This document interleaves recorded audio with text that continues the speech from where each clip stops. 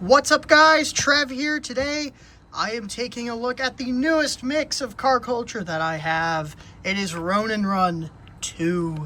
I do not have the Chase because I don't really hunt in store that much anymore, but I do have a full set to show off.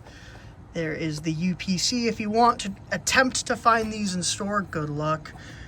There's the illustrations of all the cars. There's all the legalese and all that. And we're just going to hop right into it. I'm going to start with number 5 of 5 here. This is the 89 Toyota Supra. Also, I'm just going to crack this open. Here's the art. It's all right. It's kind of got a nice like illustration vibe to it. The background is kind of the background's kind of wonky. And I've been wondering this question. Are they using AI in the backgrounds for these card arts? And there's like, get to that. That looks... like, I don't know. Look at the back. It looks kind of weird. Especially right there. There's like the window frame there kind of blips out. I don't know. Like, it looks really strange at points. I wonder if they're now using AI to assist with the illustrations. I don't know. I'm not sure. Anyway, this is the second installment of Ronin Run. They did Ronin Run in 2022, and I put 2022. There's a helicopter passing by me. It's a military helicopter, and he's flying very low. Okay. Anyway, Ronin Run 2. This is Ronin Run 2. Lost my train of thought there after old helicopter decided to do a low flyby in my house. The first mix was... What the heck is that? Why is there a code right here? What? There's like numbers right there on the... what? It's like stamped on the... That's weird. Oh, that's the press there. That's what they pressed it in. So it's... No, it's this code in the blister. That right there. Wait. Yeah, you can see it in the light. It's pressed onto here and it's printed. I keep getting distracted. The first mix of Ronin Run came out in 2022. I put that in quotes because it actually came out in early 2023. The last few mixes of 2022 were delayed due to various reasons. Actually, I think this year we're going to finish on time because... we'll get into that in a bit. I just noticed that. I'm now mildly upset. Are we for real right now? Are we for real? Oh, okay. The first mix of Ronin Run was... I was going to just dive in what the first mix was. It was the Toyota Starlet in purple, the 95 RX3 in blue, the 300ZX in red, the 22B in orange, and the Pandem RX7, which was a new casting. It was in white, and then the Chase, which went black. The Chase in this set would be the Civic Type R. It would be all black with the black 6 spokes, same wheels as this one, and then the license plate would say Hype R. I don't have the Chase, unfortunately. This is the first one I'm looking at. It's number 5 of 5, and it's the 89 Toyota Supra. This is the second release of this casting. The first one was in Team Transport last year in white on white. This version's perfect. Love the white wheels, love the white paint. It's very nice.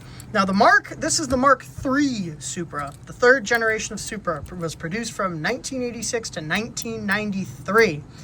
And this was actually the generation where the Celica and the Supra were their own cars. They weren't, you know, they split. Because originally they were kind of the same, and then they split it in this generation. And they became their own vehicles. This model was rear-wheel drive. It has a 3-liter inline-6 engine. And this specific generation... they had made some tweaks to performance and the motor and all that. They made some tweaks that squeezed an extra 2 horsepower out. And yeah, I think this is largely the same as the previous generations, just some cosmetic tweaks.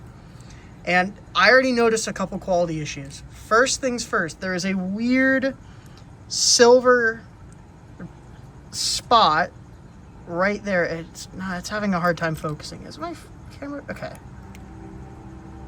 You can see it there. There's a weird silver spot. I don't think that's supposed to be there. I don't know why it's there. It doesn't seem to want to come off. I don't know what that even could be from. I don't see really any silver on here. And there's another quality issue right there. There is a black sort of streak across the hood. You can see it right there. That's in the clear coat. That's not going to come out.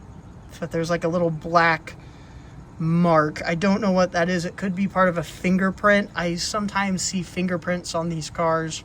That could be it, but a little unfortunate there on the quality control side.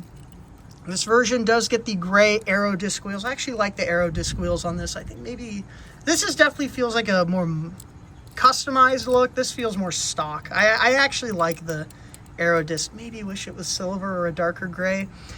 I've made a point where I'm not a big fan of the sort of light gray that they have. It just looks really, kind of looks a lot like plasticky. It looks a little cheap. This is, I think this is a stock look for the 89 Supra, the red with the black trim, or the black striping. Yeah, the black trim. There's the rear with Supra on the license plate, Toyota Supra badging there. You got the taillights. Here's the black stripe on the side. You got indicators. You have the front here with Supra on the license plate. The Toyota, I'd imagine that's a Toyota badge. Is it off-center? It looks off-center. It might be off-center. You do have window trim. The interior is black, and yeah, I like this model. I think it's a really nice version of it. It's a good second edition. Bit bummed about the quality issues, though. I will say that's puts a bit of a damper on it. Anyway, the second one here, this is actually number 1 of 5. It is the Nissan Skyline GTR R32 Phantom. And I want to look at the background. This really looks like it's AI generated to me. Just the way, like, it just looks, it looks kind of strange. And on Mattel Creations, I have seen they have created like banners and stuff using that technology, but like, I don't know if they actually are using AI in this packaging. I don't know how to feel about it. I don't really like that, because, you know, I'm not opposed to like using AI as like a tool to make art, but when you're using it to like generate something like a back, I don't know, it just comes off as lazy. I mean, they could have taken a photo or sketch, but I mean, the car itself, the illustration here is definitely like an illustration. It's just the background. I don't know. I don't know how to feel about that. Anyway, the R32 Phantom, this is the second release of it. No, third release of it. So this came out in 2024? 3? 4. No, it was 2024. It was last year. It was in Modern Classics 5? I think Modern Classics 5. In this white version with the Hot Wheels deco, Pandem, all that. And yeah, this was the version.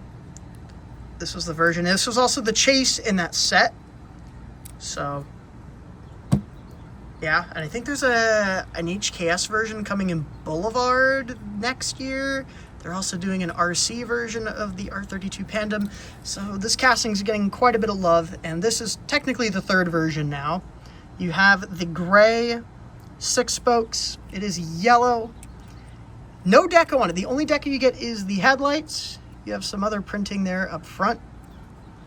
You get some window trim, and you get the rear with the Pandem on the license plate and the taillights and all that. The spoiler is plastic, so it looks a little sharper when they use the plastic spoiler. And yeah, the R32 is a very iconic car. This is the 8th generation of Skyline, produced from 1989 to 1993, so the same period of time as the Supra there, the Mark III Supra. It has a 2.6 liter twin turbo inline 6 engine, and it was a very, very dominant touring car. It won the Japanese Touring Car Championship from 1989 to 1993, so the years it was produced. And this was actually the car that earned the Godzilla moniker, the R32, because when it went down to Australia in 1990, it kicked so much tail and it dethroned the Ford Sierra Cosworth, which was very dominant in Australia at the time, that the people there, the press was calling this a monster from Japan, and it earned the nickname the Godzilla. And because Australia was the first importer of the R32 at the time, this thing was, the nickname Godzilla became very unanimous. When I saw this in pictures, I didn't quite like this, just kind of plain yellow, but in person, I actually like it a lot. I think it looks cool. This just kind of plain, deco, it's just a yellow Skyline. You can really see the casting, all the kind of the bolt-on to the fenders and all that. And I think it gives it a very interesting look. I actually like it a lot in person. This is a pretty good one. This set as a whole is actually very good. In person, I like it a lot more than photos. This is number 4 or 5. It is the Mitsubishi Lancer Evolution 9. It just says Lancer Evolution 9. I wonder if that was for space or I don't know. Well, there's some really long names on here. I don't know why it doesn't say. It doesn't even say it on the base. It just says Lancer Evolution. This is a Mitsubishi. And this is so this casting came out in 2023. It was in the Fast and Furious Basic series. I think it received a mystery model release, the pillow packs, the little baggies you see at Walmart that you have to dig through to find the 2 cars you want, if that. And it was retooled for the Fast and Furious line this year. And yeah, so this was the version. I took a look at this not too long ago, from Tokyo Drift. And they tweaked the casting so that the splitter is actually part of the body and not part of the base. And yeah. Oh, I forgot I brought out this R32, just the stock one, to kind of compare it. Obviously, this sits lower and it's wider. It's got all sorts of differences. We're going to do this. It was sitting off to the side and I completely forgot. There you go. There's your R32. I was also going to bring out my Mini GT Calisonic Deco R32 and I completely blanked. I forgot. Anyway. This version's great. So, the Lancer Evolution 9 was produced, it's obviously the ninth generation of the Lancer, produced from 2005 to 2007, has a turbocharged inline-4 that produced 287 horsepower. Wow. And this specific version, I believe, has, the front end at least, has the APR body kit, because this was modeled off the Fast and Furious casting. Well, it is the Fast and Furious casting. It's just recolored. So because this casting was made for Fast and Furious, the front end does have that Fast and Furious body kit look from the movie. This is a plain version of it, though. Love the dark gray 10 spokes. And I say the dark because it looks much better than the really light gray. Kind of a gunmetal gray body. There's the back. You have all the badging, the taillights. You have the window trim. You have the front deco. You have the Mitsubishi badge there. Ooh, this thing's got really bad tampo slide. Ooh, what's with the quality? Bro, look at the taillights. Look how high up they are on the car. Look at the grill too. It's also quite high up. Dang, what's with the quality? So the Supra was miffed, had a couple little dings, and this thing, the front decos are just, tampos are just really high up. You do have some printing on the top there. Yeah, it looks really weird because of the, I think that is tampo slide. That should not be as high up as it is. Yeah, you can see in the grill how there's a part of it that's gray where it should be blacked out. Okay. I will say, this is a version is very nice. What's on the side? Is that chipped or is that just, those are just like bubbles in the paint? Yeah, those are like kind of raised. It's not chipped, it's just, unless it is chipped. Let me get kind of close. No, those are just bubbles. What is it with the quality? Why is the quality not up to par? This is, because these cars are cool. The Supra is really well done.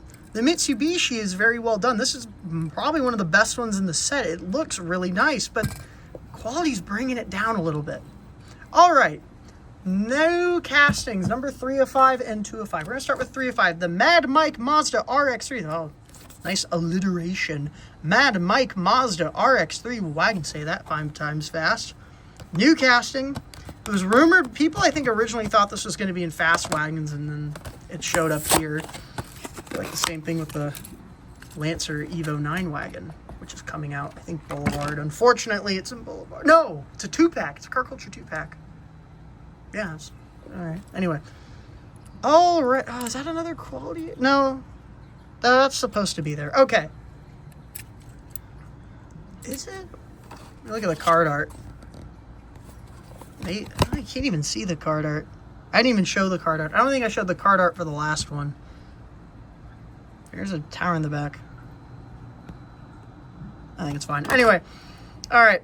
So, yeah, I actually brought out the RX3 casting. It's the Fast and Furious one. This is just the one I had on standby. Yeah, I'm pretty sure this is completely built from scratch. Yeah, this thing's completely built from scratch. They aren't even the same. The notes aren't even shared. But anyway, this is the RX3 Drift Wagon. The RX3 was produced from 1972 to 1978. I believe in Japan it was known as the Savannah. Everywhere else it was the RX3. The stock version had a 12A rotary engine, but this does not have a 12A rotary engine. This was actually Mike Whittet, Mad Mike's. This was actually his first drift car. He won the Skid Fest in 2004 with it, but he sold it, and it cycled through like 10 different owners since it was sold, and he got it back fairly recently within the last couple of years and has revamped it and has it back, and this is a really nice diecast of it. Also, the engine, it's a TCP built quad rotor 26B engine, which is the same engine as the 787B. So this thing makes like 600 to 700 horsepower. It's a monster. This thing is a monster. The deco, I think, is almost the same as the actual one. I'm pretty sure it has a Red Bull livery instead of a Hot Wheels deco, but licensing constraints. Do you have the mismatched wheels? They both have a black lip, but the front is a copper 4-spoke. This is just a gray 4-spoke with the black lip. Looks really nice. You have some text there on some Japanese text there on the back fender. Like how they tampaed the back fender. Pandem, KW, NGK. What does that say? Something. Where's the light? Where's the deco?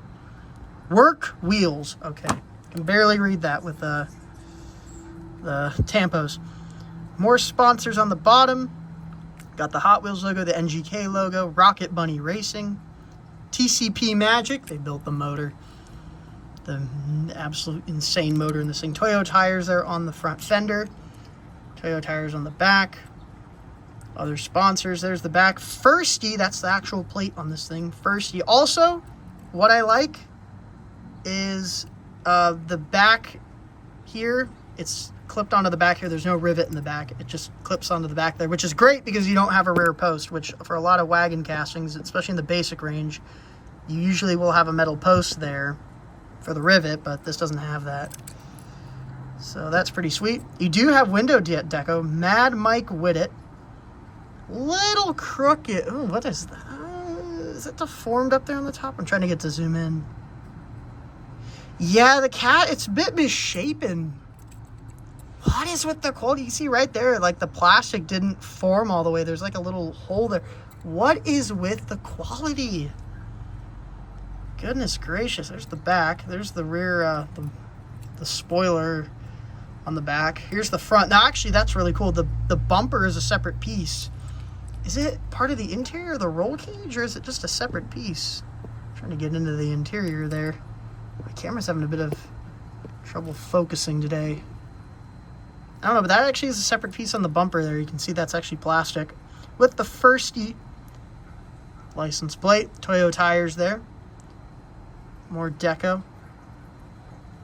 There's the grill. There's the hood. Hot Wheels. Mad Mike Co. New Zealand. They actually have a website on there. That's cool. Some deco there. D1 Professional Drift Grand Prix Series. This is a cool release. I love this casting. I love the execution of it. Although we do have the window quality issue, this is really nice. This is a really nice new casting. It's executed very well. I really enjoy this. All right, it's probably going to be the most popular one. The 2007 Honda Civic Type R, the Hype R. If this was the Chase, it would be a Hype R, but no. There you go. There's the art. So this is, I think this is kind of the last puzzle piece to the die-cast Honda Civic Type R collection. This is also a first edition. The first time we're seeing this casting. The Honda Civic Type R is also known as the FD2. And this is specifically the Japanese version. The UK and other international markets got the FN2. It was more of like an egg shape. It was more compact and it looked like an egg. A little strange. This is based on the 8th generation of Honda Civic. It makes 222 horsepower. And the FD2 made more power than the UK equivalent. So this car has a 2.0 liter 4-cylinder engine with VTEC, and VTEC was a system developed by Honda to increase the efficiency of the 4-stroke engine in this car, resulting in higher performance at high RPMs and more efficient performance at low RPMs. And this casting is a very nice depiction of that car. It's got the gray 10 spokes. I've already told you what I feel about the light gray. It is in white. Looks pretty good. You got the black window trim. The spoiler is a separate plastic piece in white. You have the Honda badging, the Type R on the license plate. Honda and Civic, and you got the taillight printing and all that. Quality looks good on this. I don't see any flaws. There's the front with the Honda badging, the license plate, the headlights, all that. And I will make a note, this is probably the worst offender in this set. The tampos are especially blurry and grainy. They look very grainy on this model, actually. The headlight, the front especially, with that light gray, you can actually just see the pixelated kind of grain in it.